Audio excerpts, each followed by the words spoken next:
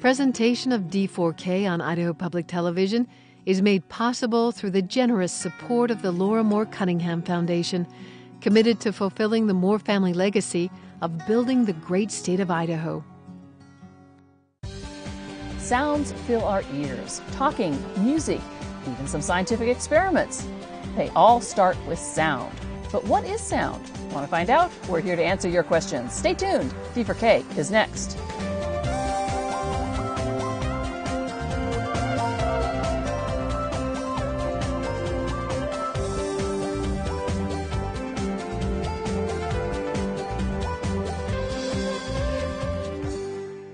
Hi, I'm Joan Cartan Hansen. Welcome to D4K, the place for science. Before we go to your questions, let's learn a bit more about sound.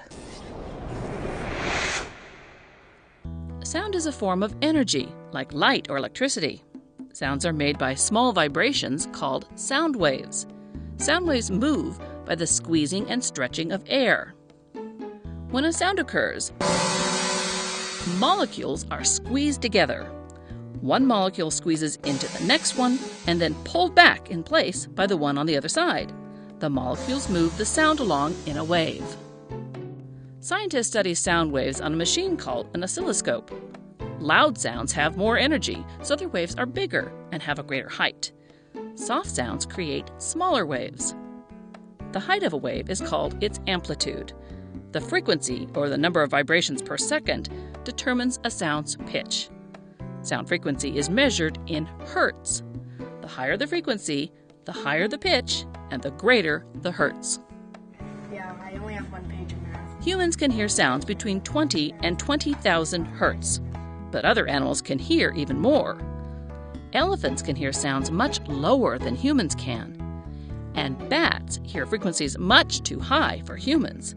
Bats use high-pitched sound waves like radar to locate their food. And just because we can't hear very high and very low frequency sounds, it doesn't mean we can't use them. Scientists try to detect very low infrasonic sounds to study potential earthquakes and to predict volcano eruptions. Doctors use very high frequency sounds to take pictures inside the human body, like these of a baby inside a woman's womb. Sound waves exert pressure. The amount of a sound's pressure or loudness is measured in decibels. Decibels is also a measure of intensity. The closer you are, the stronger the force.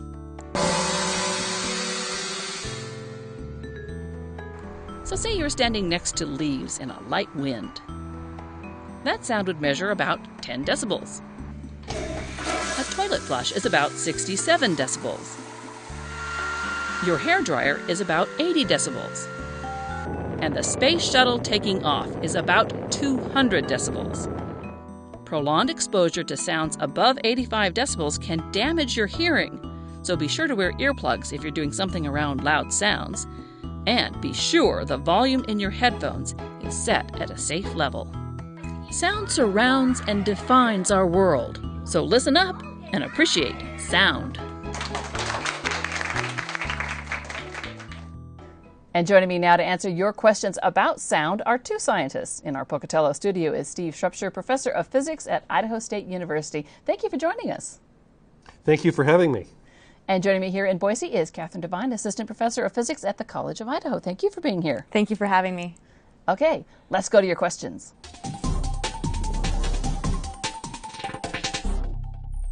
My name is Jack, and I go to Shadow Hills Elementary, and my question is, how are sounds made? When you make a sound, you're actually giving a little bit of energy to the air around you. And so sound is a wave, a compression wave of all the molecules in the air carrying that energy from whatever made the sound, my voice, all the way to your ear. And so it's a wave, a compression wave traveling through the air. Hi, my name is Shelby, and I go to Northstar Charter, and my question is, how fast and how far does sound travel? Well, at room temperature, sound travels at about 330 meters per second. That's over 300 yards every second, so it's quite fast. And, well, sounds can travel a great deal of distances. When a volcano, Krakatoa, near Indonesia, exploded back in the 1800s, the sound was heard for hundreds and hundreds of miles. And that's through the air. Sound actually travels a little bit better through water. We know that whales can communicate with each other over hundreds of miles of ocean. Noah from Dalton Elementary in Dalton Gardens would like to know, why does sound travel in waves? Well, a wave is a disturbance in something, and if you push on something like a table, you expect the whole table to move. But with air or water, when you push on one part of it, it takes a while for that disturbance to move, to get a bunch of other stuff. It's like when you splash something in water, throw a rock in water, all the water doesn't move at once because it's kind of fluid. You'll have a disturbance traveling outwards in a wave. We see that in water quite often, and that's really what's happening in air too. With the sound we hear, we just don't see the air moving in the same way, but it does. Hi, my name is Alyssa, and I go to Whitman Elementary School in Lewiston, and my question is, how does sound travel through space?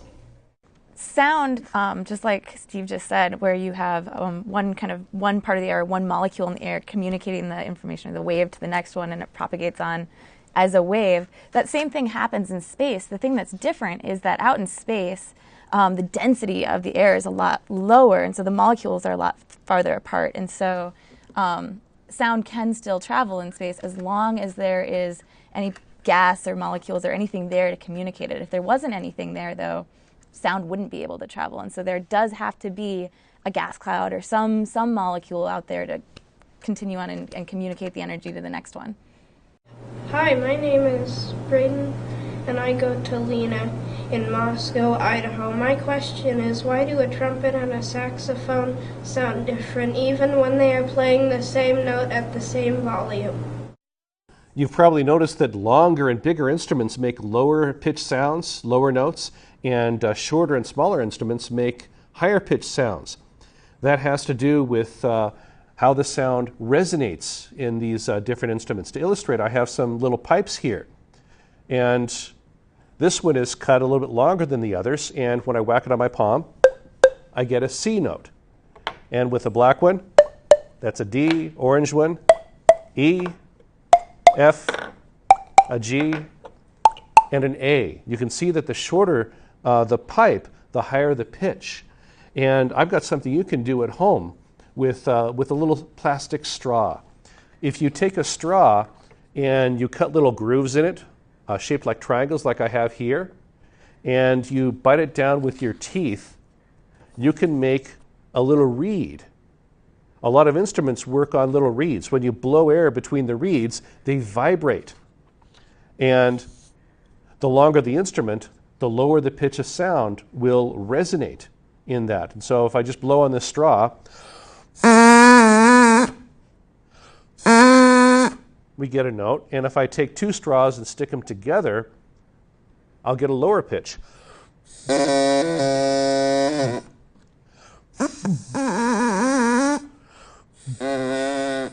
And I can even change the length of the pipe and get different pitches from the same straw.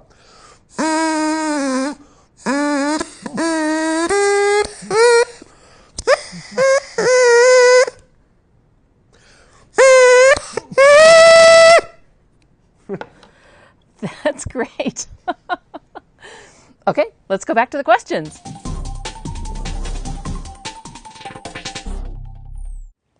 Hi, my name is Sarah. I go to St. Mary's Elementary, and my question is, how does sound travel better through water? Well, water is denser. There's more stuff there in a smaller space, and the molecules are closer together.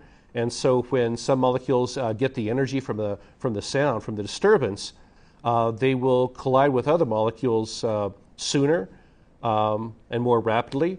And also, water is a little bit more elastic than air, and you can think of it as being stiffer in a way.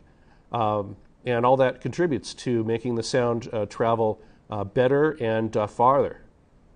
One of the things that I've always found interesting is, I don't know about the audience out there, but I always tried to talk to my brother underwater when we were kids, and it would always sound weird, and that's because water transmits different frequencies at different speeds, and so our ears are used to hearing sounds in air, so we're primed to hear the sound correctly in air. But even though water can transmit sounds faster or better, it doesn't transmit it in a way our ear is used to hearing, which is why everything sounds kind of garbled underwater to us.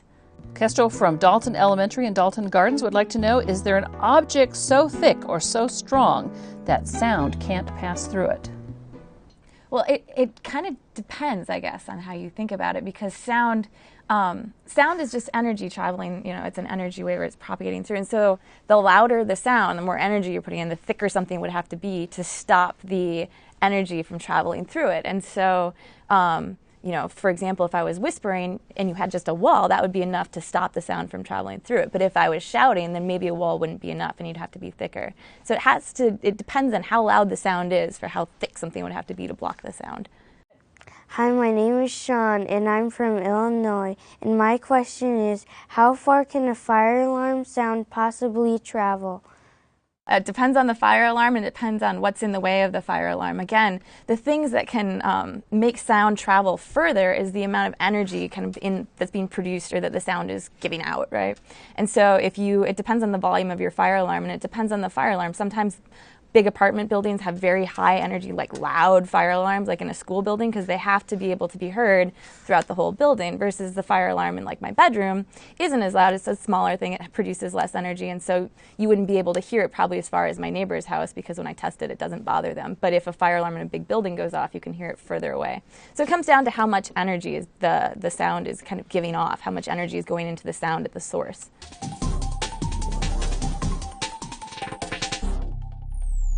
Did you know that dolphins could hear sound underwater from 15 miles away? Snakes, on the other hand, have no ears. They sense sound with their tongues.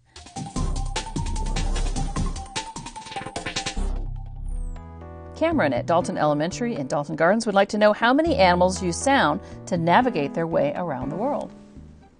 Lots of them. We know that bats use sound to navigate and to hunt. They actually listen very closely to the sound, the echoes of the sound that bounce off of the insects and objects around them. Also, a lot of things that live in water. Since sound travels so well through water, a lot of fish and ocean creatures use sound to navigate and also to hunt. And there's even some birds that do that too. Matilda, also from Dalton Gardens Elementary, would like to know, why can't you see sound waves? So a sound wave is kind of little tiny molecules that you can't see. So I guess it goes down to the fact that you can't see the air. Even though there is stuff in the air between us, you can't see it. So there's nothing that I can see here, but this air in front of me is what's making the sound wave propagate through. And so I suppose if you had really amazing eyes and could actually see the molecules moving, then you would be able to see the sound waves. But we can't actually see the small things in the air that are transmitting the sound wave along the air. If I could jump in, there is, if you ever watch, explosions or very, very loud noises, you see it a lot with artillery, say with the Army. You can actually see what looks like a sound wave, but what you're seeing is you have so much energy being deposited in the air that the water in the air condenses out into little water droplets. And you'll actually see what looks like a wave traveling through the air, but it's really the water condensing out briefly as the sound wave goes through it. So you're not actually seeing the air in that case, but you're seeing water that's being, in a way, driven out of the air briefly by the intense sound. Hi, my name is Alex, and I go to Paramount Elementary. My question is, how fast do you have to go to break the sound barrier? Well, the speed of sound is 330 meters per second here at room temperature. So that's about how fast you'd have to go, about 330 yards every second. Hi, my name is McKenna. I go to Russell School in Moscow. My question is, why is the speed of light faster than the speed of sound? That's actually a really interesting question, because light waves and sound waves are pretty different in a very fundamental way. So sound waves require that you have air or gas or something that will transmit, some molecules that will transmit the wave along because they have to pass the signal to the next molecule to pass the wave along. Light, on the other hand, if you had a vacuum, which is just a total absence of anything, totally empty space, you can still have a light wave travel through it because light travels through a field. It doesn't require having molecules there. So it's kind of off topic, but they're very different and really interesting. The speed then, since light doesn't depend on molecules compressing into each other to transmit the wave along, they can travel faster. And so it kind of has to do with how the wave, as physicists put it, as the wave propagates through space. And so it's just a very different way of kind of having the energy travel through space that makes it so light can go faster. Jack from Dalton Elementary would like to know, how does your voice echo? Your voice echoes when the sound bounces off of something else. It's basically a reflection of the sound. Again, using the analogy of throwing a rock into water, if you've got like a stiff bank, say if it's a concrete pond, you'll see the water ripples hitting the edge of the pond and then bouncing back. The same things happen with your echo. And you could hear the sound bouncing off of something. So it's like the sound wave is moving, it hits something, and it bounces right back towards you, so you can hear your own voice again, or other sounds too. So it's basically a bouncing of the sound off of something else. Hi, my name's Alyssa. I go to North Star Charter School. How does sound travel to iPods to headphones? It's not sound traveling through the cord. It's basically an electrical signal. And the electrical signal goes to a speaker. And the energy of the electricity makes a little membrane there vibrate. And if something vibrates, it'll move the air around it. So the sound is only exists there at the speaker inside your ear. It doesn't exist inside the cord. That's electricity that carries that information that basically makes the speaker move. Now, a lot of you had questions about sound and hearing. So let's learn a little bit more about how our ears and brains hear sound. When you make a sound, you create energy in the form of sound waves. A loud sound has taller waves than a soft one. These waves eventually enter your ears. The sound waves travel down the ear canal. The ear canal is about 1 inch long, and at its end is a thin piece of skin called the eardrum. The eardrum is stretched tight, just like the top of a drum. When the sound waves hit the eardrum, it begins to vibrate. That vibration makes 3 tiny bones in your middle ear begin to move. These 3 little bones are known as the hammer, anvil, and stirrup because that's what they kind of look like. These 3 little bones transmit or move the sound waves along to the inner ear. They also increase the force of sound waves. Sound waves are then moved into a snail-shaped structure called the cochlea. Its semicircular canals are filled with fluid and 17,000 tiny hair-like tissues. Sound waves move through the fluid and the hair bends. Somehow the movement of those hairs stimulates the 30,000 nerve fibers leading to the acoustic nerve. That nerve carries the signal to the brain, and the brain figures out what the sound is. You need 2 ears to figure out where a sound comes from. Your brain figures the difference between the 2 sound levels and calculates the direction of the sound. It's important to protect your hearing from loud sounds. Muscles in the middle ear protect the ear by stiffening the eardrum or by moving the stirrup bone away from the inner ear. But sudden loud sounds can break the eardrum or cause other damage, and continued loud sounds can damage the tiny hairs in the cochlea. Be sure to wear hearing protection if you're going to be around loud noises, and turn the volume down on your headphones, because once your hearing is damaged, it can't be made all better. About 200,000 Americans are deaf. That means they can't hear anything. Another 3 million have severe hearing problems. Some use hearing aids to amplify or increase the strength of sound waves so they can hear better. Others have a cochlear implant. That's where a small microphone helps transmit sound to the inner ear.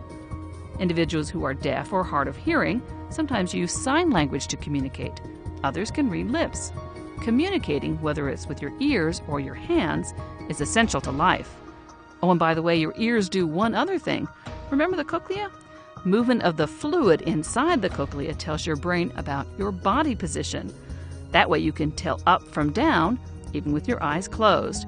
And And when you spin around, the fluid in the cochlea spins too, and that explains why you feel dizzy.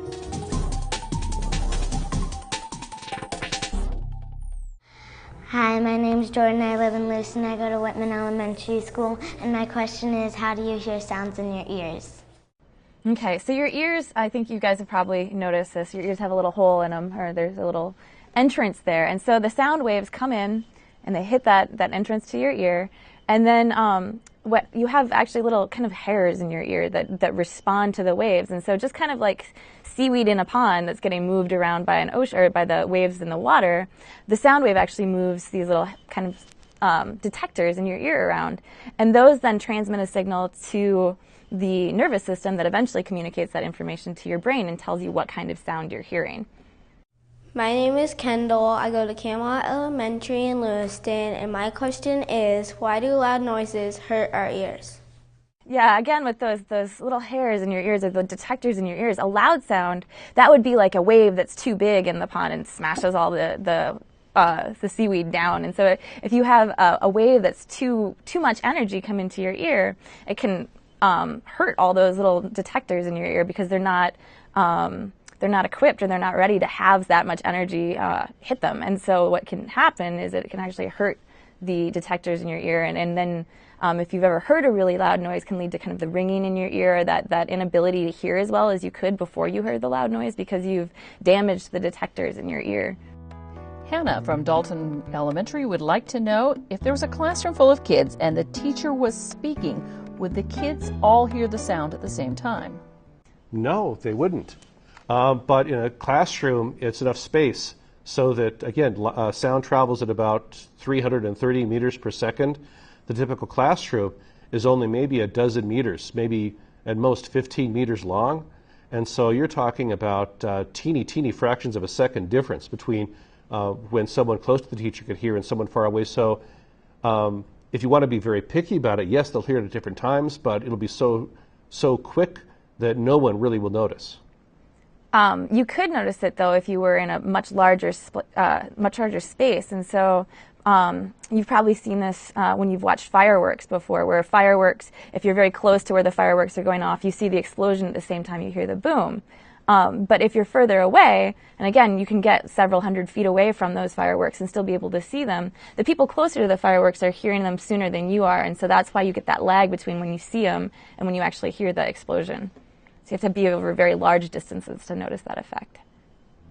Gabe from Dalton Elementary would like to know, what is ultrasound? So ultrasound is something that I think a lot of people hear about in medicine in terms of being able to get an ultrasound image. And that's the technique of using sound, since sound waves can kind of travel through medium, to use sound to bounce off an object like inside the human body. So you can put an ultrasound machine on somebody's abdomen and see inside of them, because the sound waves come through, interact with something that's denser than the rest of the body, like an organ or a baby or whatever, and then reflect back out. And so then the detector can use those images to make a picture. Ellie in Moscow would like to know, how far can sound travel? Well, this depends on how loud the original sound was. And so the more energy that goes into the original sound, the further it can travel. And so if you have like a whisper, you might not be able to hear that more than a few feet away. But if you have like a loud volcano exploding with a lot of energy, you might be able to hear that hundreds of miles away. Hi, my name is Cassidy, and I go to West Park Elementary School in Moscow. This is my question. Are there soft sounds you can't hear? Oh, yes. Again, we have to have a certain amount of energy coming into our ears to move our little cilia around enough for us to detect the sound. There are very, very faint sounds that we can't hear. It's like insects scratching themselves. We've been able to pick up that sound with very, very sensitive microphones, but no matter how hard you listen, I don't think you could hear a bug scratching its back. Well, let me ask you a couple other questions. Why did you guys decide to study physics and therefore study about sound? Catherine? So when I was in college, I really liked math. I was good at math, and I really liked science, but I didn't know exactly what area I wanted to go into. So my first year of college, I started working, I took a physics class as my first, and I realized that that was like the perfect combination of being able to kind of use my math skills and then do science. And I then went and started working for a professor who did astronomy, which was, just the coolest thing to me at the time, and still is one of the coolest sciences out there. And so then I was able to combine math, physics, and astronomy all into the same kind of life trajectory. So that's been great. Steve? Well, I had a very good high school physics teacher, and he kind of inspired me, and he strongly influenced my choice of career and study. But physics and science in general, I like the idea of being able to figure out how things work, how the universe works. We live in a wondrous place, and learning more about it is just fascinating. And science seemed to me, and still does, the best way to go about learning more about the world around us. So, Steve, if a student wants to become a physicist and study sound, what should they take? What should they do when they get into school? What classes should they take? Ooh, science. Science and mathematics. Mathematics is the language in which science is spoken, so you need to be fairly fluent with math in order to do science. But I would say sample as many science classes as you can, and go with what you find interesting, what fascinates you. I would agree with that too. The mathematics is important because it helps you kind of, again, speak the language of the sciences. But when I started taking science, I took biology and chemistry and geology and physics, and they all get used kind of together. There is, there's not clearly separated out fields in astronomy. There's a lot of chemistry and physics. There's a lot of biology. And so I would have to agree with Steve. Just take as much science as you can so you can find the thing that you're really curious about and want to keep asking questions about. I'm sorry we've run out of time. My thanks to Steve Strupshire in Pocatello and Catherine Devine here in Boise for answering our questions. Thanks, Steve. Thank you. Thanks, Catherine. Thank you so much for having us. Now, you can learn lots more about sound and other scientific topics on the D4K website, and we'll answer more questions about sound in the D4K web only. You'll find it all at idahoptv.org/D4K.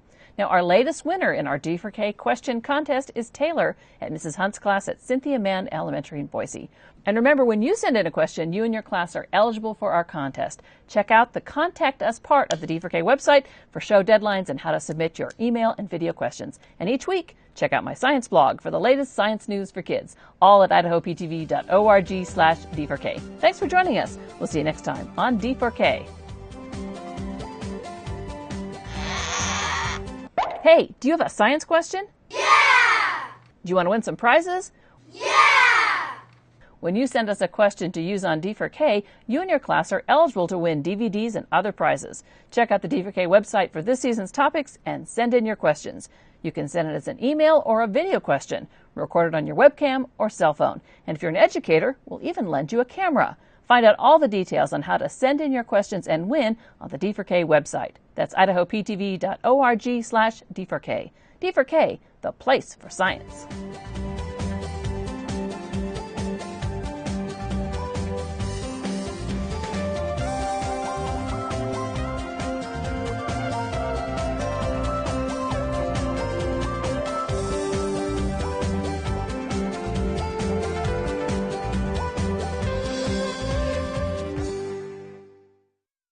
Presentation of D4K on Idaho Public Television is made possible through the generous support of the Laura Moore Cunningham Foundation, committed to fulfilling the Moore family legacy of building the great state of Idaho.